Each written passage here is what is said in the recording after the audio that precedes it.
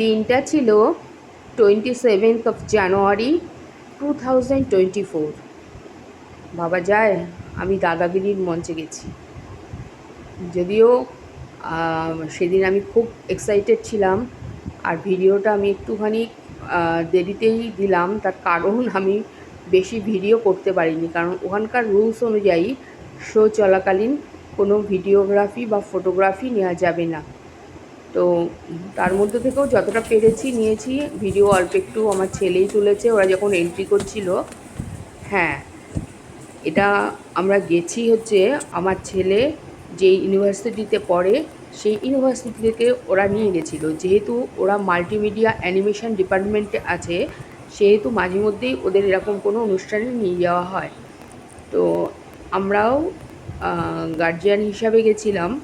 তো সেখানে গিয়ে তো আমি দাদাকে মানে এত কাছ থেকে দেখবো আমি স্বপ্নেও কল্পনা করতে পারিনি। আমি এতটা আপ্লুত হয়ে পড়েছিলাম দাদাকে দেখে। আর টিভিতে তো মনে হয় যে কত দূরে সব দর্শক বসে আছে, আদতেও তা নয়।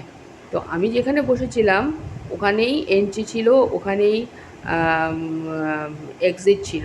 আমার ছেলে বলেছিল, মা তুমি যেখানে বসেছো সেখান থেকেই কিন্তু বেরাবে দাদা, তখন তুমি ছবি তুলতে পারবে। আমি বোকার মতো যে কী কাজ করলাম, আমি শুধু দাদার দিকে তাকিয়েই ছিলাম সারাক্ষণ। এই ছবি টবি তুলবো তার কোনো আর মানে আমার মনেই নেই কিছু। যেটুকুনি যা তোলার আমার ছেলে লাস্টে তুলেছে শো শেষ হয়ে যাওয়ার পরে। এবার তো আমি সত্যি আমার খুব এটা বোকা কাজ হয়ে গেছে যে আমি একটা সেলফি সত্যি অনায়াসেই নিতে পারতাম। যাই হোক, ভাগ্যে নেই, তোলা হলো না। যাই হোক, আর কী করা যাবে। আমি সারাক্ষণ খালি ভাবছি আর নিজের গায়ে চিমটি কেটে বলছি, আমি সত্যি সত্যি এসেছি, সত্যি সত্যি এসেছি। যাই হোক, দিনটা খুব সুন্দর কেটেছিল সেদিন, খুব সুন্দর। তো তোমাদের যদি ভিডিওটা ভালো লেগে থাকে, যারা ইউটিউবতে দেখবে লাইক শেয়ার কমেন্ট সাবস্ক্রাইব করো। ফেসবুক থেকে দেখলে